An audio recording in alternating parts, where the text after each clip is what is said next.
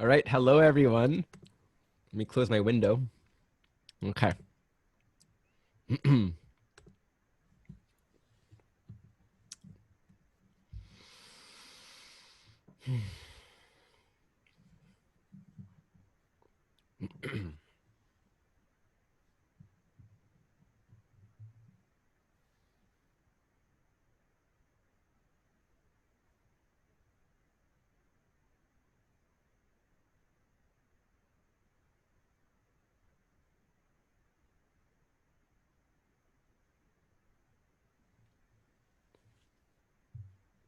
So, a part of what I think inspired this talk for me in this particular topic is the current Venus retrograde squaring Neptune, which is also soon to be retrograde as well. And the reflection that it really brings up for me. Well, I see Linda's screen. I'm not sure if anyone can see my screen. The reflection that it brings up for me is that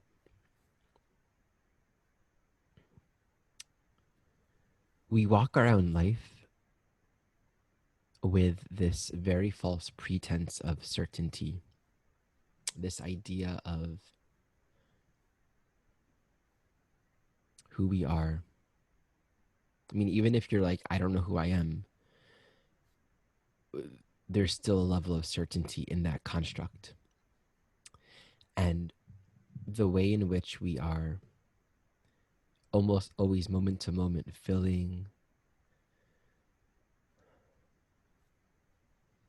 the void of empty space, of life being whatever life is, with something that we have an answer in, something that we can say with certainty.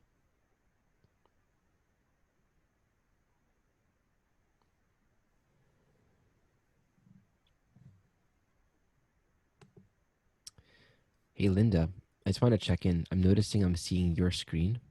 Just want to make sure people can see mine because I'm getting yours. Maybe someone who's here can jump in and let me know. Sue or Carolyn, can you see my screen? No, you shared it right off the bat, but now I don't see it anymore. You don't see me, right? You don't see mine? I do see you. I see the four of us, but you had shared a PowerPoint or a Oh, that no, that we're done with. okay, Can you yeah, can you no, can you see like mine as the main? I'm trying to create. Do you see me speaking? yes, All right, it's good enough. Okay, yep. Carry on. that'll work for me.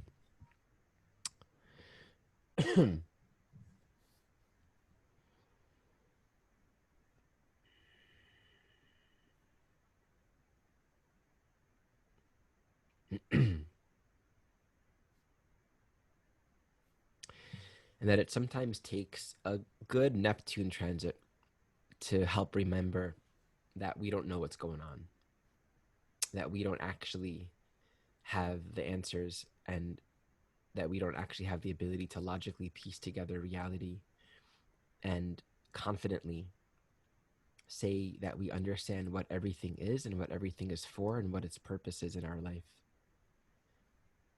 This Venus retrograde squaring Neptune, I think, in many ways can create a dissonance um, in our ideas, our constructs, our expectations of what things are and how it makes sense to us, being completely thrown off loop. And so I'm a devotee of truth, and I care deeply in my own journey to remember and to orient myself, to orient my mind, not to what I think, not to what I want things to be, not to my expectations, but to what's true. And when we get into the realm of what's true, we're getting into the realm, of course, that's a Neptune thing.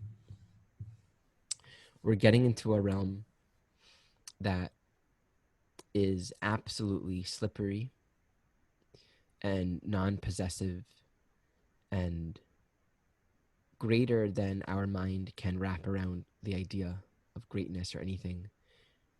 It's just this present moment.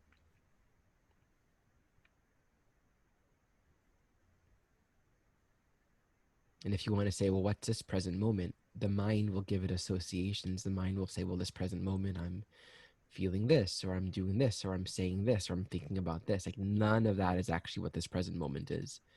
Those are all classifications happening on top of this present moment. But the practice and the journey that I'm always discovering, that I think is really at the heart of every spiritual practice, is becoming more curious, more interested in what's actually true right now. And the thing about Neptune, the thing about truth, and I like to just, it's so funny that we're astrologers and we're talking about planets as symbols. And yet that's actually great, because the whole principle here is that reality is one. And so Neptune reflects this idea of truth that apparently you can even work with planetarily with Neptune. But all the things that I'm saying here, they're the essence of which is just understanding the true nature of now, the true nature of reality. And these are not philosophies, these are not things that we can grasp our mind around. It's how the Tao Te Ching says you can't really call the Tao any name, that the eternal Tao is nameless. Everything we think about is wrong.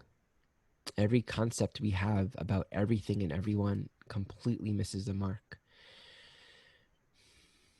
As I'm learning this, as I'm discovering the potency of this truth, it has the effect of doing two things for me. Mind you, I'm a Mercury Neptune person.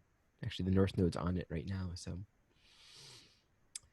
for me to be awakening to the realization that everything I think about everything is completely wrong doesn't necessarily bring up a nihilistic state of mind. And I'm mindful that it could sound like I'm going there, but I'm not. It really just puts me in this place of like, well, then what do I do with my next thought? Like, what's my next thought supposed to be? Most of the time we're not questioning these things because we feel pretty tidy and set and neat and comfortable with our life and what's happening and the way we have it constructed and figured out. But to actually have the realization that nothing I think about everything is true. Well, let's unpack that a little bit first, because you might be thinking, what do you mean? How is everything that I think false? It's because most of our thinking is connected with not now. Everything that we think has to do with the past or the future, which is just the past.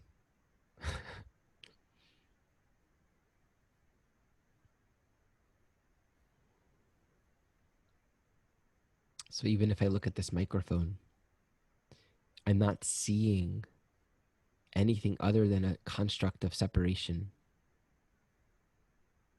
Even if it's lovely, right? There are aspects to thought that I feel has a potential to touch base with truth. But any thought that is about a thing, a someone, a sometime, is empty, inherently empty. But the energy of love, the energy of appreciation, it's not even so much a thought, right? That can infuse itself in our thinking. But the energy of love, of appreciation, this unfathomable recognition of oneness, it takes it totally beyond the realm of microphone. It takes it entirely beyond the realm of you. It takes it entirely beyond the realm of me. And it dissolves separation, it dissolves distance. We learn these things metaphorically in our dreams, right? Where we can see an object in our dream and that object can morph into anything, and then you wake up and you realize, actually, that object didn't even exist.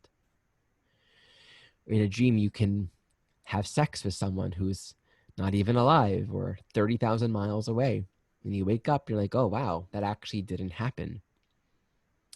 The seeming importance of distance, the seeming weight and significance of distance, of time, of form, is taken so seriously by our minds, and yet it's only held together in thought. And this is just something that I find to be true whenever I look at it myself, right? I'm not wanting to be dogmatic about this. So I invite you all to actually just kind of think about this for a moment. We can experientially explore that. Just think about anything. And it's sort of like point in case. Think about anything. And there you have it right there. One of the illusions that we carry is that we are imagining the world outside of ourselves, and we're always picturing the world in terms of distance and time. Always, always, always, everything that we think about. And the energy of unity, the expression of unity and oneness and appreciation and love and togetherness doesn't have any of that. Again, the proof is the fact that we can be having these dreams where we really think we're close, and then we wake up and we realize, well, no, this didn't actually happen, or this person's really far away, or I didn't actually eat that apple.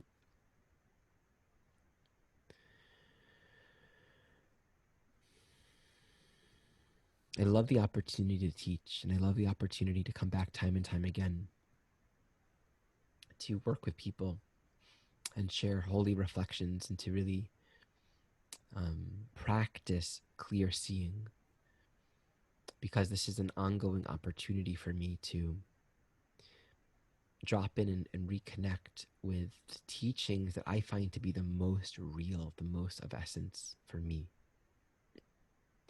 And that I also find that these teachings are really almost like the cosmic haha, the cosmic punchline of everything and everyone. And again, so it comes back down to this present moment, the only thing that's real. And I like to really consider that this present moment is not wedged in between the past and the future, because that makes the present moment something that exists within time, like a moving timeline. The present moment isn't moving, like a now that's like now is now, but that last now was the past. The present moment is a singularity, it's a continuity, and it has no relevance or connection to the past or the future at all. Zero. Zero connection, zero relationship. The only relationship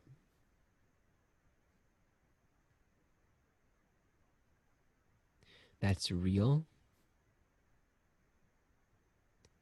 is the one that's right now. And the one that's right now is this one. And notice how we can't grasp that. We can't possess it. We can't actually say, well, it's me and you. It's me and this delicious fava bean. And I can look at this fava bean and there are all these emotions of excitement and curiosity. I'm like playing with the skin. There's this sense that I'm going to eat this fava bean, and I can imagine that I just cooked this fava bean. The more fava bean exists in the past or in the future, the less real it actually is. But, like when I actually become sort of mystified by it, and there's like an enamored quality to its texture, to its color, to its look, to its mystery, there is a touching upon the infinite, right? It's almost like courting the present moment,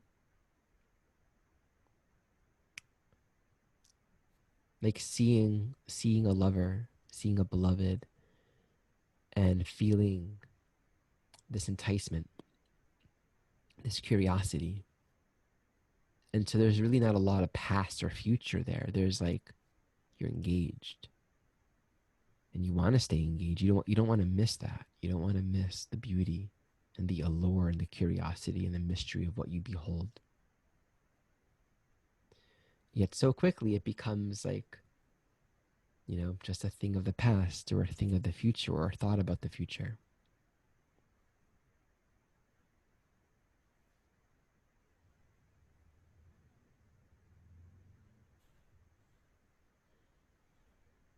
I question everything like all the time. One of the reasons why I'm so curious about life, about reality, is because I haven't ever succeeded in taking myself really, really seriously, right? In looking at anything that I do, anything that I'm doing, anything that I'm seeking to achieve, any idea of what I want or what I'm supposed to get. In the end of the day, I haven't felt successful in actually being 100% convinced of what I'm thinking about. And the tenderness of that is sort of living a life where there's the potential, there's the possibility, and for me, absolutely, of confusion, of doubt, of sort of this like non-ending ambiguity where nothing is really it. There's always going to be something else. There's something more real than this, but not quite experiencing it, not quite knowing it yet. And yet my journey continues. I'm going to just throw this fava bean back in my bowl. I've been completely destroying this fava bean as I'm talking. And throughout the journey, I've personally experienced so many people, so many teachers, so many ideas and constructs and beliefs that have wanted to guide me, wanted to teach, wanted to share with me this way, this path to know God, this path to find ultimate meaning. And the only thing I've ever decisively realized and concluded is that nothing works. And this is not to say that paths aren't valid or useful, but in this particular conversation, I'm starting off with this idea that nothing works because nothing is the thing. There's nothing that's it. And that everything inherently on its own is empty, even the most beautiful teacher. There's a teaching in A Course in Miracles that I was listening to yesterday, which is Jesus saying in the Course, I can't take away your fear for you. You have to work with your own mind and take away your own fear. You have to work with where your mind is and become vigilant around what you're thinking moment to moment. Where's your thought? Where's your mind right now? And we can be doing practice. We can be following the seemingly most pure spiritual path, but actually not be living in the present moment. And the truth is, when it comes to our mind and our attention, in lieu of having these logical constructs that we're just very convinced of, that we think we got all figured out, the truth is, most of us don't believe that we have the ability and that we have the self-responsibility and the sovereignty and the agency to actually tend to our thoughts. We really don't believe that we have that ability. We believe that if we're feeling crummy, that if we're feeling depressed, or if we're feeling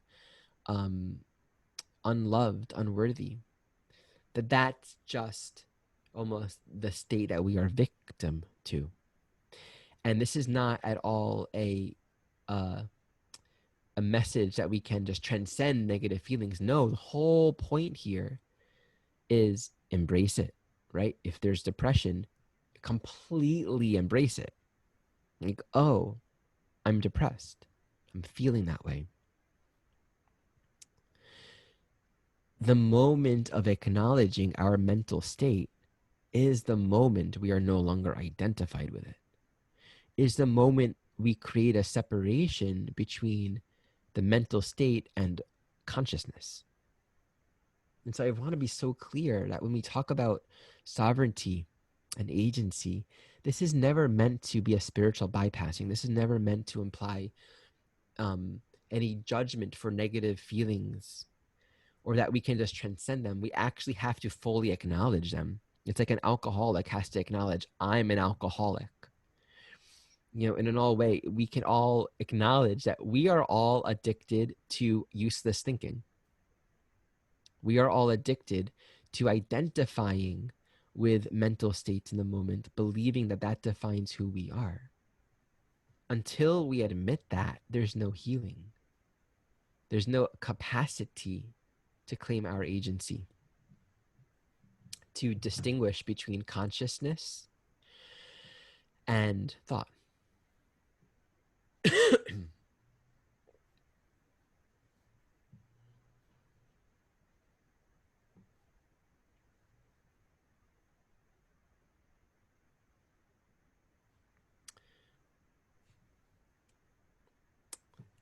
The 6-year-old is waving at me. Yesterday, I was playing with his mind, and I said, "Hey, do you know what tomorrow is?" And of course, the mind of a 6-year-old, like, "Oh, what's tomorrow?" And I said, "A concept." And he said, "What's a concept?" And I just kind of played with that, played with the idea. And I said, "Well, tomorrow's never going to happen." And it's great because he doesn't have a strong concept of time. Like, he always gets weeks and months and hours and minutes confused. And it's such a delight for me. It's like a breath of fresh air because I can get so identified with picturing the entirety of my reality in those terms. And then to actually be witnessing an individuated consciousness that isn't bound by that. It's like a teaching for me about what's actually true. And it's funny because I'm kind of his teacher. I'm his mentor. I'm his role model. So I'm teaching him lessons about maturity and self-responsibility and sharing and, important human things. But he has this innocence and this knowledge of the present moment that we all had when we were young, but we completely forgot about it. But if we can return our minds back to the innocence of a child, I think, what is it Jesus said somewhere, be you like a baby or something like that. The innocence before any conceptions, before we are so convinced and certain about time. And when we give our attention to reality according to time and space, there's so much judgment in it. Even if it doesn't look like it's judgmental, there's judgment in it because looking at time and space, looking at everything according to distance and time means there's a boundary to it. There's late, there's on time, there's early, there's how big, how small. We end up living our minds where everything's quantified and given value according to a dimension. And imagine treating love like that. Imagine treating love, I love you this much.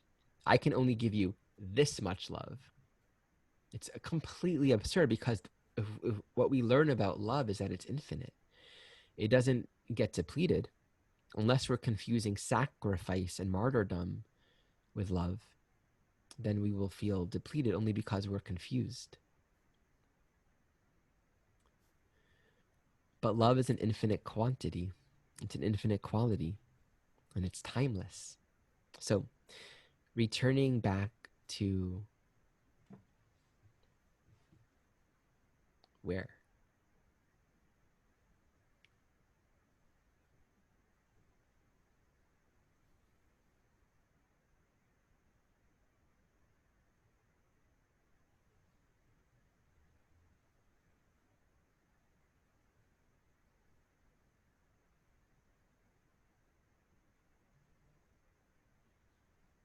There's a certain point in my work with people where and I've realized this on various levels, that I realize, oh no, I'm literally just trying to find something to say. And once I realized that, I was deeply humbled. And what that realization has been teaching me is that there's a distinction and a real difference between creating something to do and to be versus being quiet and waiting for the direction of spirit, waiting for the guidance that is actually the natural expression of life in this present moment. So returning to now is something we can always do. And the very places where we think we can't or shouldn't do it are the very places where we are confused and looking for resolution in form and time and space and judgment, in these hard notions of who I have to be and who life has to be. It's where we've created these conditions. So, all of us, we have a Neptune somewhere, and we have a very strong Neptune right now. One basic mechanism for thinking of Neptune is where we're never now, where we're always replacing now with something else that we feel we can believe in. right? So if you're like me, if you have Mercury, Jupiter, Neptune conjunction in Sagittarius, now can easily be replaced with thinking, with ideas, with philosophy, with concepts. And I often find myself at this really interesting juncture where I have this opportunity to meditate, go into the practice of nowness, or to replace the great, loving, open invitation of now with thinking, like these thoughts that I'm just excited about and curious about. Like there was a few nights ago, I was on Facebook and I was looking at these puzzles that were, like these riddles. You got to look at these riddles. And it was like really exciting and really engaging my mind. And I was faced with the choice between doing that or being quiet.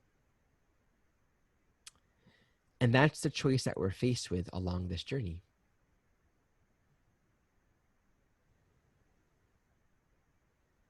And so this topic today is about miracles and infinity.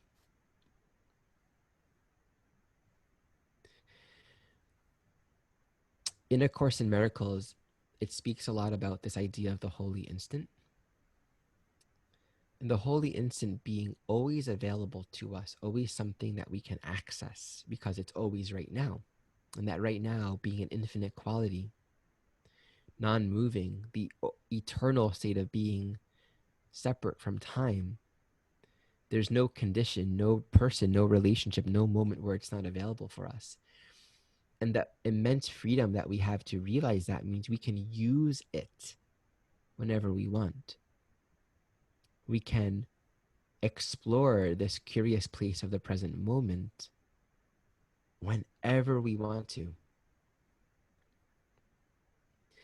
And this is the threshold between the life that we live 99.99% of the time and believe is so real. We're so convinced in the objectness of everything and the time and the distantness of everything that we don't even give now so much of an option, so much of an opportunity, which is so hilarious. I mean, if you think about where did God choose to hide itself, right? You couldn't think of a better place to hide than in plain sight every moment, in everything.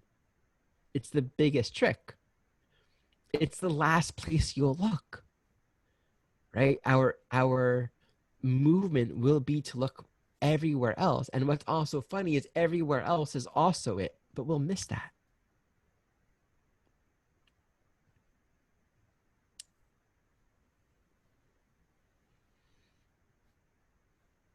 So on my own journey, and this I'm sure is true for all of us, I've been graced and blessed with the opportunity to witness and experience what we can call miracle. And a miracle, as it's defined in A Course in Miracle, and again, miracle is a Neptune principle. I guess I'm like telling myself to make sure I use the word Neptune enough times to qualify this as an EA video. But of course it is. And of course it isn't. The way A Course in Miracles describes a miracle is it's a temporary suspension of the illusion of separation. It will come and it will go, and life can easily return back to normal afterwards. But it's almost like the true nature of reality, which is boundless and infinite, no limitations at all, anything can go, just revealing itself, popping through, popping in. And what brings forth a miracle? And one thought that comes to me in regard to this is, first and foremost, there needs to be the suspension of our belief in the world as we know it. Our convictions as to what is and what everything is and what everyone is and the timelines that we have in our mind need to be suspended just for a moment.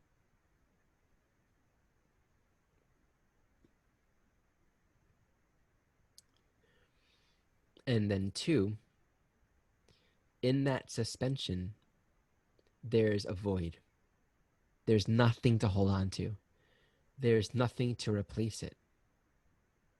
And this is where there's just this willingness for the truth to reveal itself. And the rest is kind of out of our hands. The Course says that miracles should be involuntary, that we should not try to make them voluntary, to try to control them, but they're just an expression of love. They're normal. They are what happens whenever we let go of our own sense of control.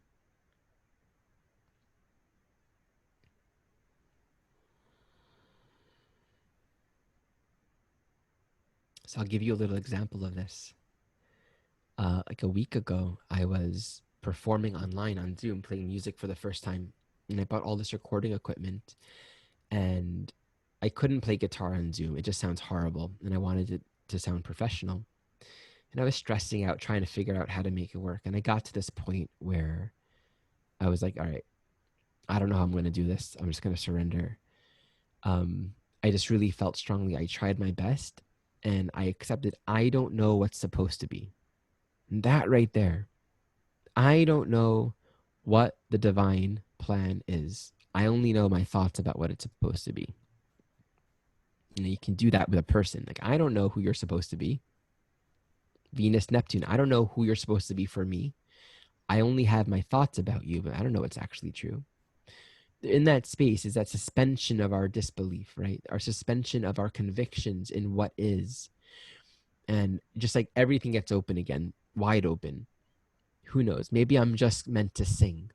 And I just felt in myself the curiosity, the openness to whatever was true, to find out what my path will be in this concert. And then out of nowhere, the thought came. And I don't know where this thought came. The thought came, oh, I can play keyboard.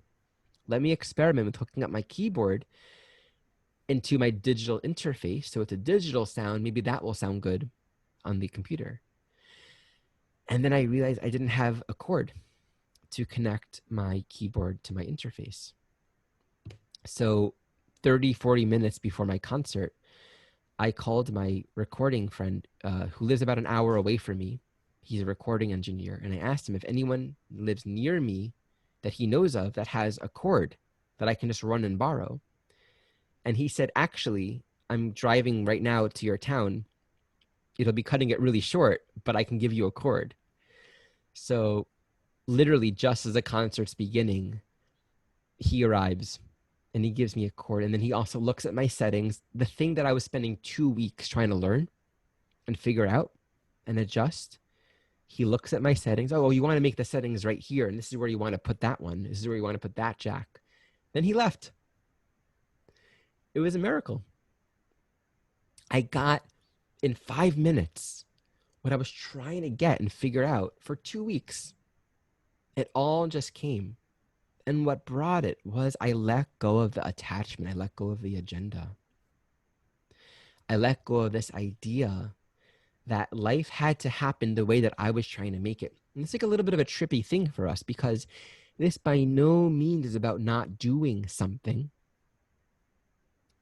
but it's understanding the difference between movements that are sort of natural and authentic. They resonate with our soul path, like buying the equipment, getting ready for a concert. There's almost a non-doer in all of that because the equipment wanted to be bought. The concert wanted to happen. But then the doer comes in, the agenda comes in when I begin to determine the conditions that describe how the concert's going to happen. And in the end, I didn't play guitar, I played piano. And I just learned a lot really quickly. And this man came and made all the adjustments for me. That's an example of a miracle. And it's the spaciousness, it's the emptiness, and the willingness to suspend my convictions for a moment that gave birth to that. So with Venus squaring Neptune right now, you just imagine how amazing, how profound our life can be. How much joy our life can hold when we just let go of the strong notions of distance and separation that we're constantly applying to everyone and everything in our own life. So much of the suffering that we experience in relationship is that we believe I need to show up within the constructs of time and space to make you feel loved, or I need you to show up for me within the constructs of time and space for me to feel loved. And so we're constantly looking to others or allowing us to be commodified in a way that enslaves us to form. And there's guilt in that. There's judgment in that. There's harshness in it. And this, again, isn't about being irresponsible and not being impeccable with our word, not following through with agreements, not building trust and clear expectations. It's becoming aware of our assumed expectations, our bottom line, unprocessed, unrealized assumptions for how we have to be and how it has to look.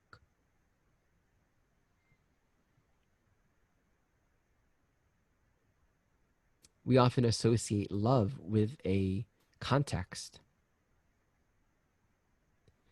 and the other person has to act a certain way, has to live a certain way, has to treat us a certain way for us to unconditionally love them and see them as the divine holiness that they are. And yet we are responsible to tend to our minds. Another person's behavior does not dictate how we think about them. Our choice is what dictates how we think about them.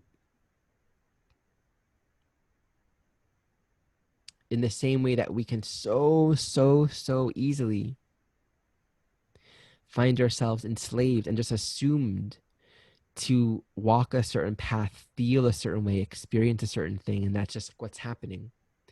The moment we bring awareness to what's happening, the moment we bring awareness to our thoughts about another, is the moment we separate our thoughts from our consciousness. And the bliss and the freedom to love and to live in the present moment where nothing is defined anymore. Nothing is fixed and crystallized in the harshness of our own judgments, is to really allow God's plan, so to speak, to unfold. It's to allow life's purpose, life's destiny, life's direction to reveal itself. In the same way that a flower opens, it has its own intelligence, its own destiny. It's not choosing any of it. And this illusion of choice, just beyond Neptune is Pluto. And Pluto says the reality of life, the true nature of oneness, isn't something you can create. It's not something you can resist and make up some other reality. Pluto says we're all evolving to realize who we are. And the only choices we can ever make is to resist or cooperate with that, to accept the truth and get on with the journey, or to stay in resistance. And the relationship between Pluto and Neptune is the relationship between the only choice that we have. And returning to the fertile ground of this present moment, the fertile open space of the only thing that is real.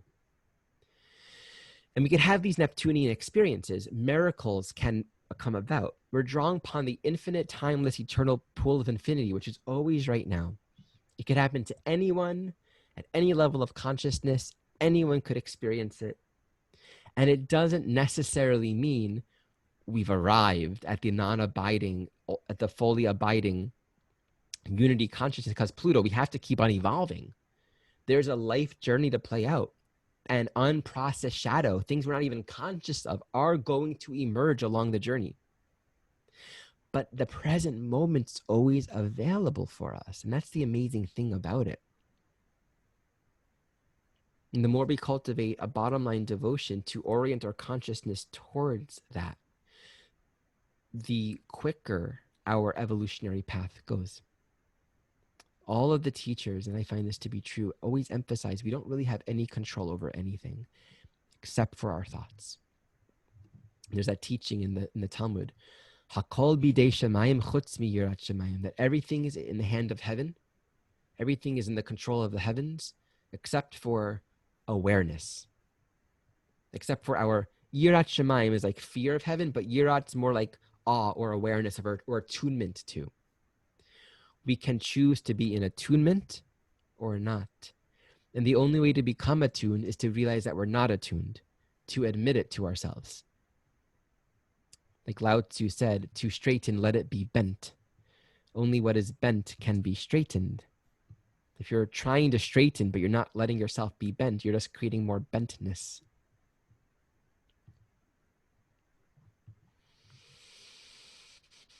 Well, that's my talk, everyone. Um, I, I don't, I think this is being broadcasted to Facebook Live, so I don't know if there's a way to take any questions. So I know one person's here. If there are any questions, I'll take them. Otherwise, it is a joy and a pleasure and honor to share these reflections with you. Thank you for inviting this space for this exploration. Ari, thank you so much. We've had great feedback on the Facebook page, so check that out. Okay. We'll see you next time. Thank you so much from All right. everyone. Thank you, Linda. Bye.